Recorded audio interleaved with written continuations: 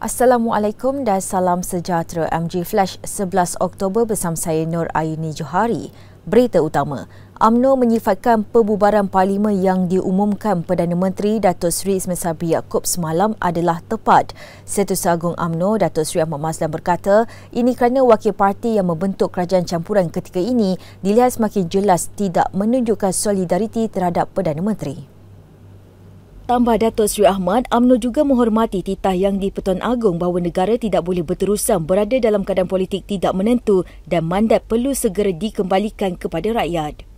Bahkan perlu mengembalikan mandat kepada rakyat untuk mereka memilih sebuah kerajaan yang dapat menjamin kestabilan serta kemakmuran negara.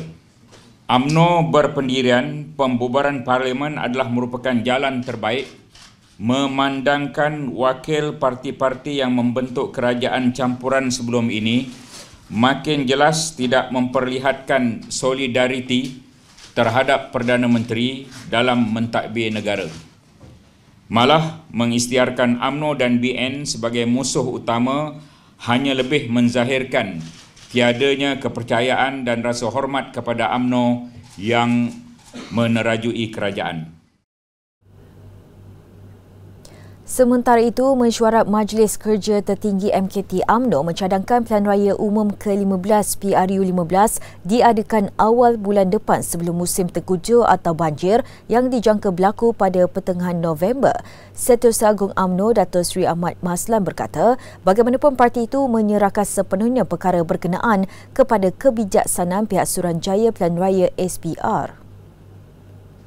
UMNO menyerahkan kepada kebijaksanaan pihak Suruhanjaya Pilihan Raya SPR untuk menentukan tarikh PRU ke-15.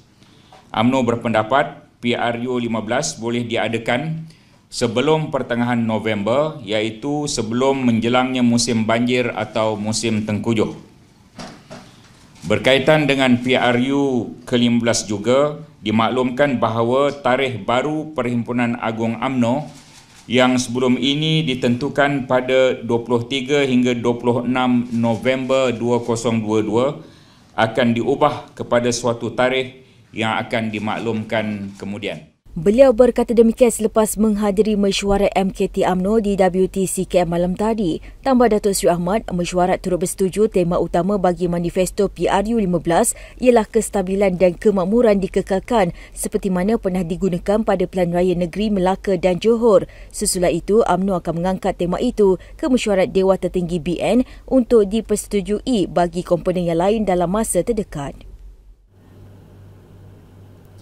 PAS kecewa dengan pembubaran parlimen yang disifatkannya dibuat dalam keadaan tergesa-gesa sedangkan penggal parlimen ke-14 hanya berbaki 4 hingga 5 bulan lagi. Presidennya Tan Sri Abdul Hadi Awang bagaimanapun berkata partinya tetap optimis usaha penyatuan ummah tidak akan digagalkan oleh agenda yang bukan untuk kepentingan awam dan negara. Dalam satu kenyataan, PAS mengajak seluruh rakyat untuk menunaikan tanggungjawab sebagai pengundi dalam Pilihan Raya Umum ke-15 PRU15 yang amat penting.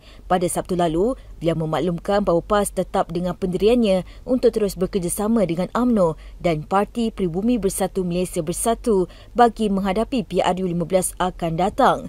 Pendirian itu dikeluarkan di sebalik syarat ditetapkan oleh UMNO. Sebelum itu, yang meminta PAS untuk meninggalkan Bersatu sekiranya mahu menjalinkan kerjasama menerusi Muafakat Nasional MN. Sementara itu, UMNO menyifatkan PAS telah gagal memenuhi syarat untuk membolehkan kedua-dua parti itu meneruskan kerjasama bagi menghadapi Pilihan Raya Umum ke-15 PRU15.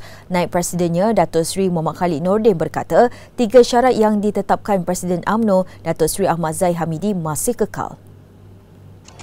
Tak ada kita tak ubah syarat kita begitu, iaitu 3 perkara yang Presiden sebut. Bila PAS tak ada terima tu dengan sendirinya gugur, itu je. Macam mana pula dengan yang 27 kerusi yang ada pertembungan tu? Itu kalau tak ada maknanya memang akan ada pertandingan. Beliau berkata demikian selepas mesyuarat Majlis Kerja Tertinggi MKT UMNO malam tadi. Terdahulu UMNO menetapkan 3 syarat kepada PAS dalam memperkukuhkan kerjasama rasmi antara dua parti itu bagi menghadapi PRU15. 3 syarat itu termasuklah PAS keluar daripada Gabungan Perikatan Nasional PN, memutuskan hubungan politik dengan Bersatu serta mengisytiharkan secara rasmi mufarawah berkenaan dan bukan hanya sekadar retorik politik. Kerajaan Selangor memutuskan tidak akan membubarkan Dewan Undangan Negeri DUN serentak dengan pembubaran Parlimen. Menteri Besar Datuk Seri Amiruddin Syari berkata beliau akan menghadap Sultan Selangor Sultan Sharafuddin Idris Shah hari ini untuk memberikan taklimat berhubung perkara itu.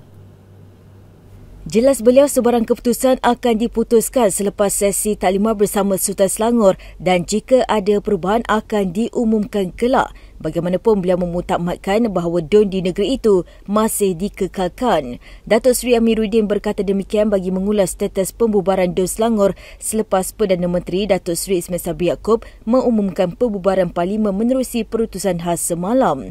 Beliau yang juga pengerusi Pakatan Harapan PH Selangor berkata PH kekal pendirian tidak mahu mengadakan PRU15 pada tahun ini dengan mengambil risiko kemungkinan banjir. Katanya adalah lebih baik ia diadakan selepas musim tengkujuh iaitu di antara Februari atau Mac dan beliau percaya Sultan Selangor amat prihatin terhadap nasib rakyat. Sekian dahulu MG Flash buat masa ini. Terus bersama kami untuk perkembangan terkini dari semasa ke semasa hanya di platform media sosial Malaysia Gazette di Facebook, Twitter, Instagram dan juga YouTube atau melalui portal di www.malaysiagazette.com. Assalamualaikum dan salam hormat.